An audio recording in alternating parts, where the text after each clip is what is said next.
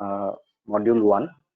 So the agenda for the module 1 uh, we'll be looking what is web, how web works, what are the web applications, uh, differences between web designing and web development, and the process of web development. So first of all, let's look at what is web.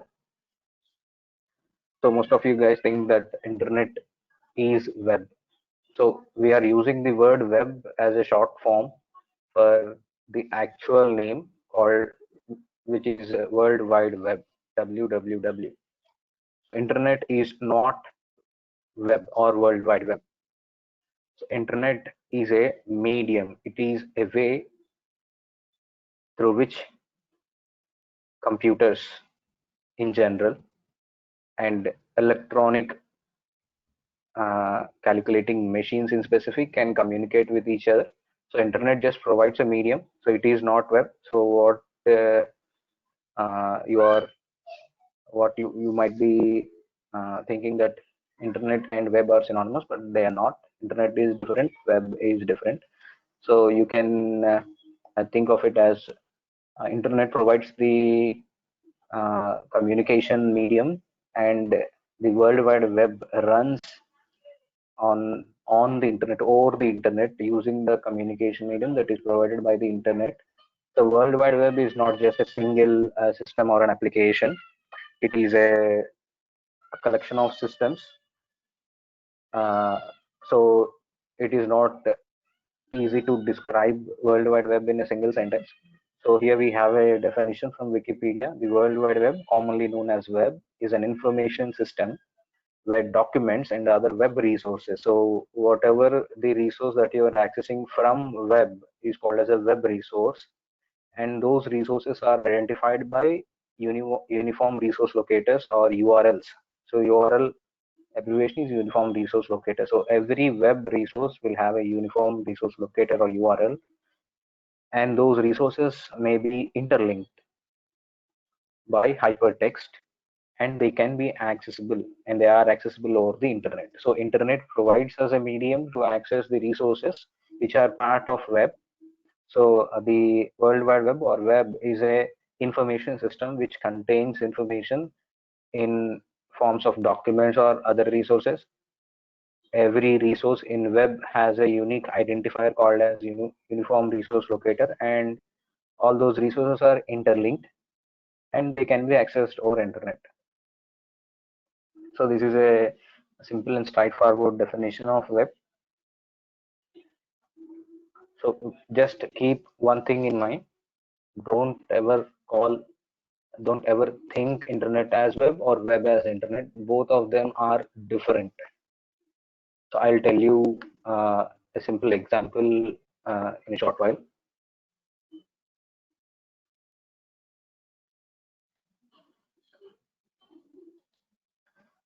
So let's see how web works. So in order to answer the question simply, the web works in many ways. So there is no one particular way that you can say this is how the World Wide Web works. So there are a lot of protocols, there are a lot of systems performing their own roles in providing services to different entities. So there is no simple answer to that. So web works in a lot of ways, but for now, for this session, for this workshop, we'll look the web at a client server perspective. So we'll try to understand the working of web looking in a client server perspective. So client server, so this is one of the most implemented and the popular networking architecture. So web implements this architecture. So web also have many different architectures, but this is the most popular one, where we have uh, clients and servers. So what is a client? What is a server? Uh, to simply say, so a browser like your Google Chrome, Firefox, or Edge is a client. So if you think about it, you will clearly understand a browser is nothing without the internet connection or World Wide Web connection. The browser is not much without an internet or web connection.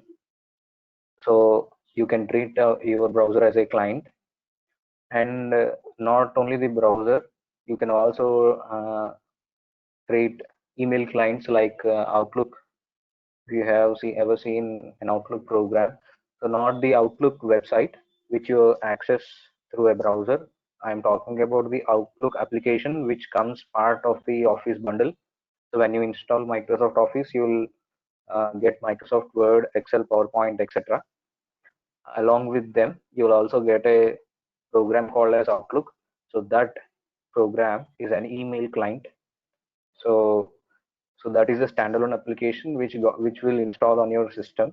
And when you run the application, it will require some configuration details. And when you provide the configuration details like your email ID, password, etc., then that application will connect to a server, specifically a email server, and you can use the application to access your emails. The application is installed on your system. So the Outlook that we are talking about is an client email client program, not the Outlook which you browse through your browser. So that's a different kind. And next, coming to the server is a system which is connected to internet and which accepts the requests that are sent by the clients. So the main role and the responsibility of a server is to serve to the requests of the clients. So the way the server and the client works is very simple. They both work in harmony. Like a client asks for data or information from the server, and the server responds to the client by sending the data or by sending that the data that the client is asking is not available. So any system that is connected to internet, you may call a system as a client. The client might be connected to internet or might not be connected to internet. You can still call it as a client, but when it comes to a server, if you want to call it as a server, it must be connected to the internet, not mandatorily the internet. You can even call a system which is connected to a computer network as a server. So the client and server are not uh, some kind of title, they are just the roles. So whichever uh, system is requesting is called as client, and whichever system is responding is called as a server. So let us understand this. So here we have the internet, which we already seen as a medium. So next the most important part of any web application is the server which is running the application. Remember guys, any web application runs on a web server. So this web server is the important uh, component of our web application, because the entire application runs on the server and the data also resides on the server, right? So the web server will be connected to internet. In a similar fashion, we also have clients. The clients might be in different form factors and different shapes. So you can have a PC which is connected to internet. You can have a laptop, or even you can have a mobile phone which is connected to internet. So the internet provides a communication medium for all the clients to the server. So if the client has a need and the server can satisfy the need, so the client has to send the request to the server. So internet acts as a medium in between. So the entire communication happens uh, in a cycle called as request and response cycles. So the client sends the request and the server responds. The server might respond with the data, or server might respond with an error that the data cannot be found, or your the you I am not the correct server to provide the data. So another thing here you need to remember is uh, whenever you send a request to a server, the server just process that request and then forgets about the client. And processing the request also includes providing a response to the request. So there might be any number of clients available on internet. There might be any number of web servers. So this is a simplified diagram of a simplified overview of a working of a web application. But uh, this is not the case in real time. There are billions of clients connected to the internet, and there are millions of servers that are running on internet. So any client can connect to any server. There is no restriction that, oh, this client can only connect to this server. Of course, we can put a restriction like that, but generally speaking, there is no restriction that this client can only connect to this web server. So, in order to understand this, we'll take your uh, daily use case. Most of you guys have account in Facebook. So, Facebook company runs a web server. So, let us think. So, it is not this simple. The actual reality might be many times large in scale. So, but for simply for understanding, we are just scaling it down. So, let us say you are the founder of a Facebook. So, the core functionality that your application offers is just to pass messages or multimedia content with your friends. That's it, right? So, you will be running a web server where the Facebook application will be deployed and it will be running. So until or unless a client requests for the Facebook page, the server can't do anything, and simply it is useless till a client requests the resource from the web server.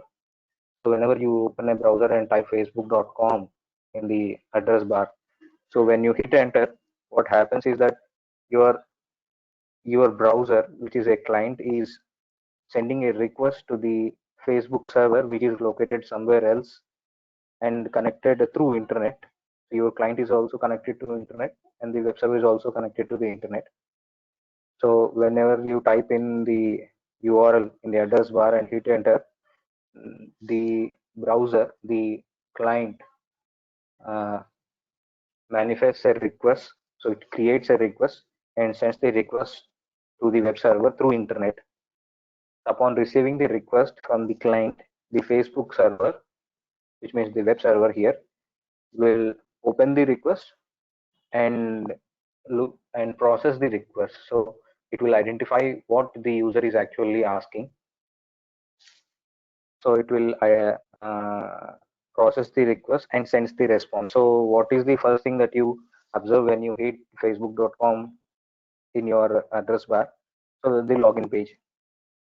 So what is happening here is when you're first logging in first time, when you're typing visiting Facebook for the first time, when you type in Facebook and hit enter, what happens is the application of Facebook needs the user to be authenticated.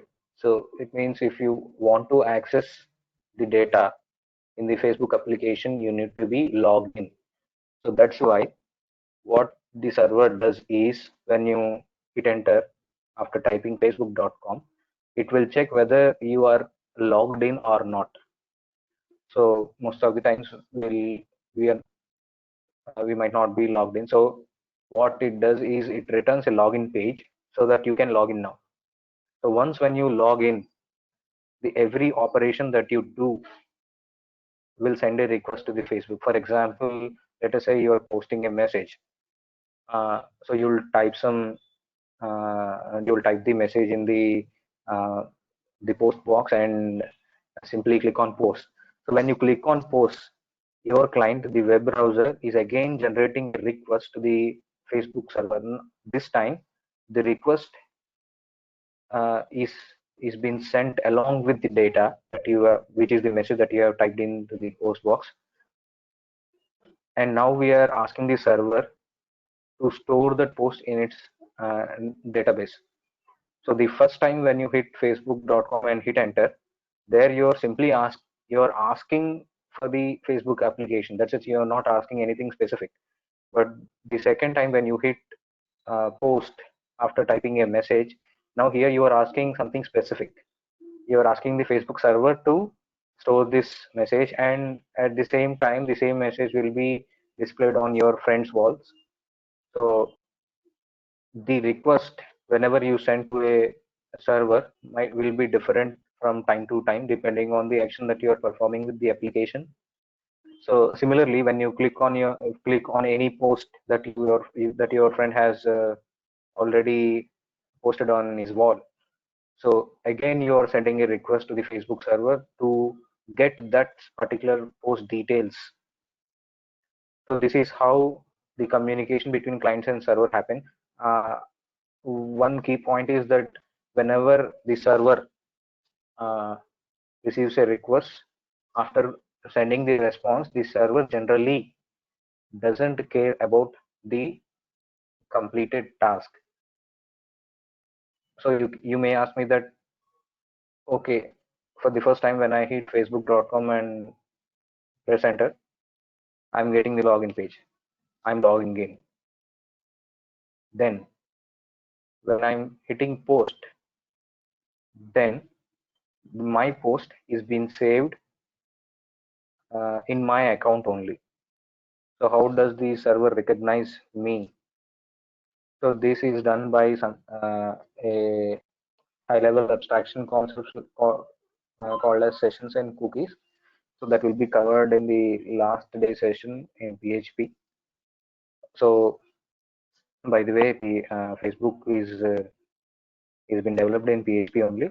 So most of the main core part of Facebook still runs on PHP. So this is the way the web application works generally.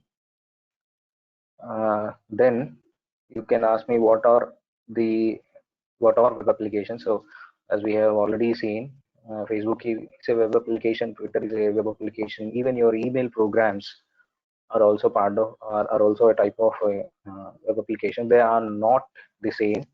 Websites like Facebook, Twitter, and email programs like Gmail and Outlook, they are different.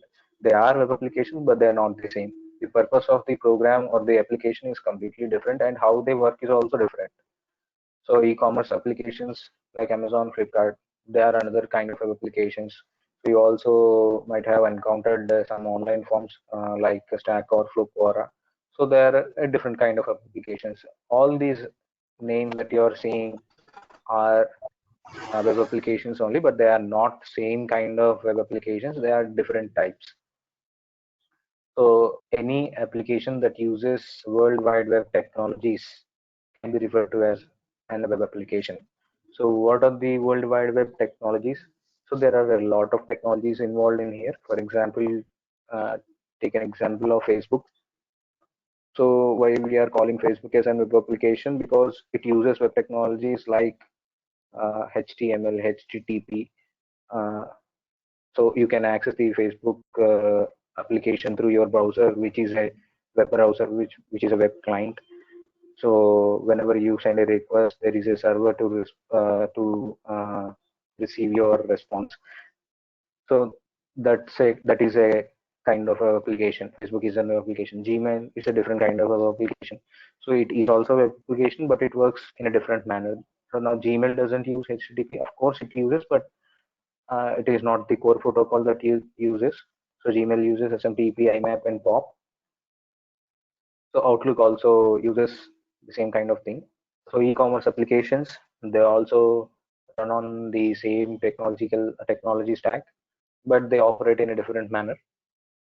So there are different types of web applications. If you can see that there is a client and server kind of relationship uh, in an application.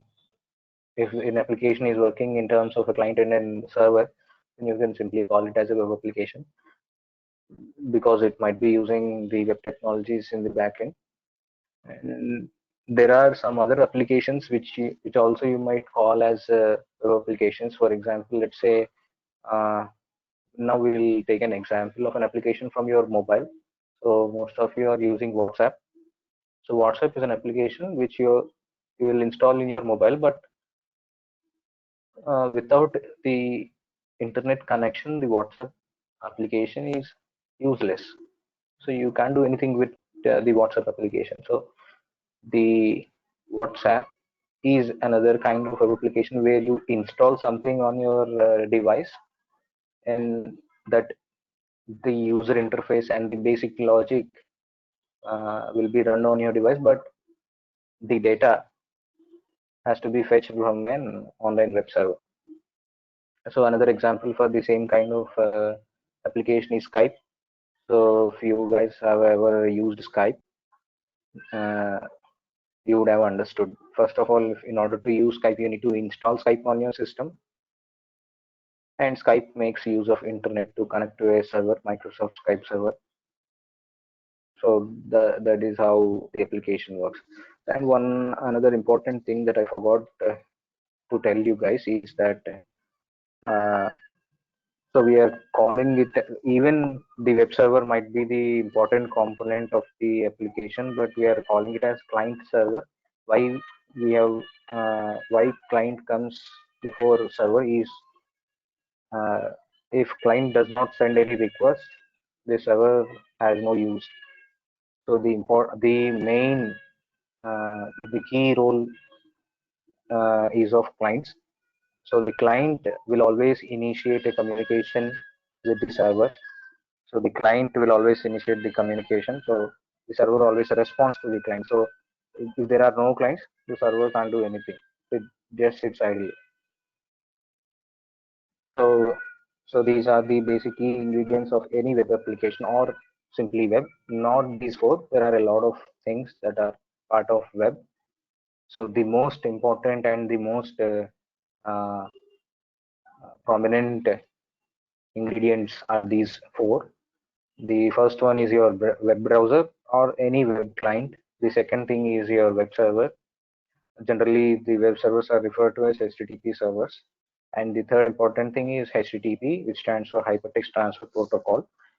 This is a protocol. Protocol is nothing but a set of rules on which two parties agree for communication.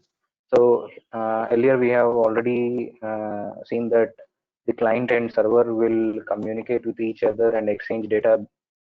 So in order to communicate with anyone, so there must be rules. So they are not human beings; they can't intelligently adapt to the environment. So before communicating with each other, the client and server will agree upon some rules for the communication that is going to happen between them. So the set of rules is nothing but a protocol. So whenever you are communicating with a system in an through an internet, this communication must happen through a protocol only. Means that without using any protocol, it is not possible for you to communicate with another electronic device which is connected to the network. So HTTP is one such kind of protocol specifically designed for communication between the web clients and web servers.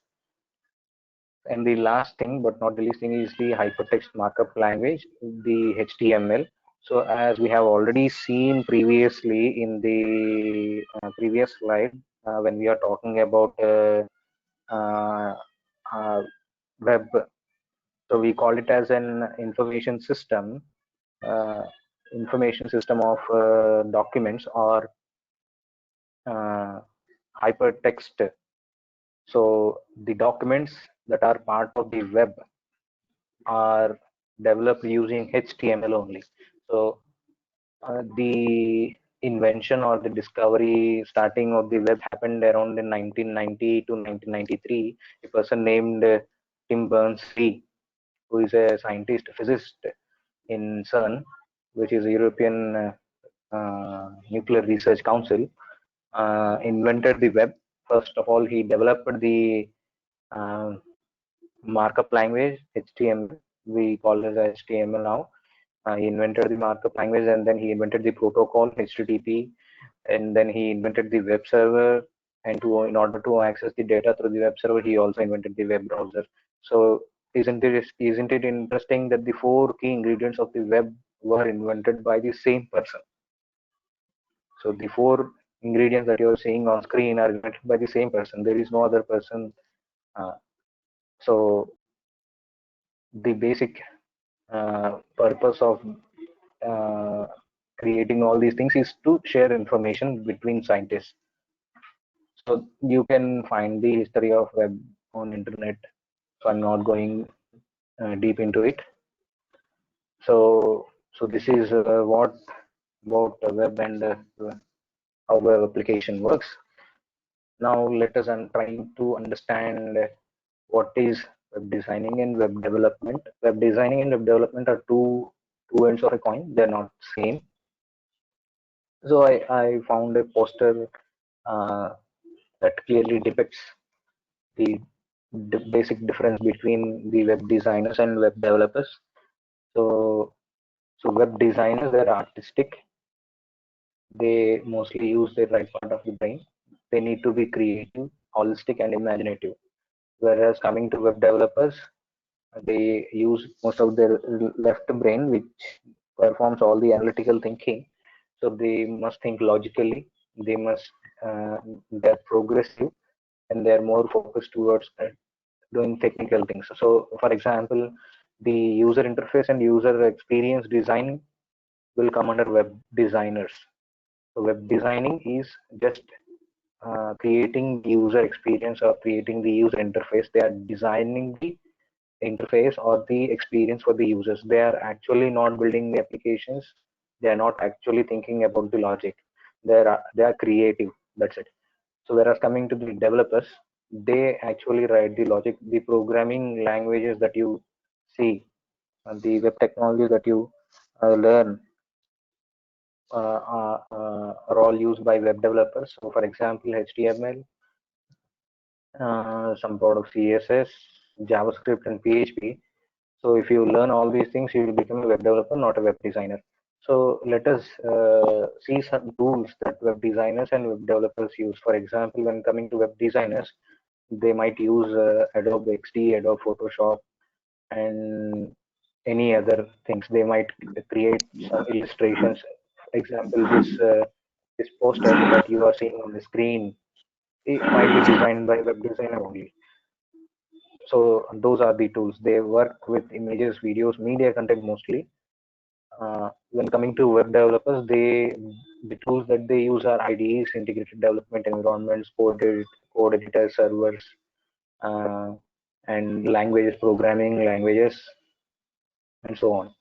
So this is the basic difference between web designer and web developer. So uh, the name of the workshop is carefully been set to web development, not to web designing, because we are not going to focus on user experience or user interface. Of course, we will be focusing on user interface, but not uh, in in a in a complete manner. We'll just try to make things look beautiful. That's it, nothing else.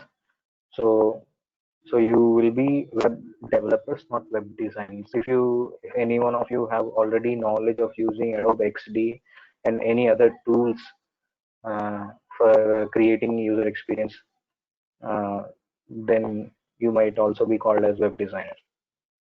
And the next thing that you guys need to understand is something called as three tiers of a web application. So generally, a web application consists of three layers or three tiers. The first one is the presentation layer, second one is the business logic layer, and third one is the data persistence layer. So they're easy to understand. with their names only. So the presentation layer corresponds to the user interface, what user is actually looking at, and the business logic layer is where all the programming, all the coding, all the logic resides. The actual functionality will be implemented in business logic layer, and many of the application will require almost every application needs to require to store its data. So in order to store the data, there is another layer called as data persistence layer. So for example, if you want to understand this, the application that you're seeing in your browser, for example, this meeting, this meeting is happening in GoToMeeting. The screen that you are seeing is presentation layer. So how the screen must be displayed, what are the controls that need to be placed on the screen, this all comes under the presentation layer. Then at the background there is functionality also. So for example, when you click on uh, unmute, so something needs to happen, right? So some program has to run and unmute your mic so that you can speak up. So not just that. For example, if you want to leave the meeting, for example, if someone leaves the meeting right now, so the that need to be updated to everyone, right? So when someone arrives, you are seeing that so and so has arrived and so has left. So how does your application know that someone has arrived and someone has left? So this is happening through a backend, which is implemented at a business logic layer. So whenever someone performs an action, the action will be reflected and the action will be handled by the business logic layer. So presentation layer doesn't do much. It is just only for presentation. All the functionality comes from the business logic layer. So, and coming to the last layer, data persistence layer, uh, whenever you guys need to deal with data, that the data needs to be stored somewhere, right? So the databases that you use, so the databases you might name it Oracle, MongoDB, DB2, etc. All those databases come under data persistence layer. So they are designed to store data. They are not actually designed to run any code or offer any functionality. So the functionality will be handled by the business logic layer, and all the data storage related things will be handled by the data persistence layer. So these days, you guys might find it find two another two terms which are more relevant these days. The first one is the front end and back end. So now you might understand what is front end and what is back end. So whenever someone is called as a front end developer, he only works on presentation layer. Of course, he might work on some business logic, but not much. And the logic that he works on mostly will be in regard of the presentation only. He'll not be handling any main core functionality. So whenever you say backend, so these two layers, business logic layer and data persistence layer, come into picture. So if you call someone as a backend developer, which means that he's more into writing business logic and uh, handling databases. Of course, there is and you can even separate the backend into two parts, and you can specifically assign people to each layer so that they can. But these are the common and these are the common distinction between the front end and back end. So you might be seeing, you might have heard the front end technologies and back end technologies. So front end technologies like React, Angular, etc. They all work on front end only. So they don't do any kind of functionality. They don't offer any kind of functionality in terms of business logic.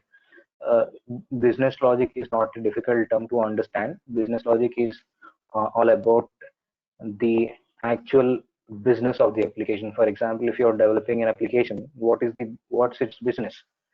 So for what purpose are we building the application? So the actual functionality that the application needs to offer is the business logic. So the Angular or React or any other front-end frameworks will not offer you to implement business logic. They all work on presentation layer only.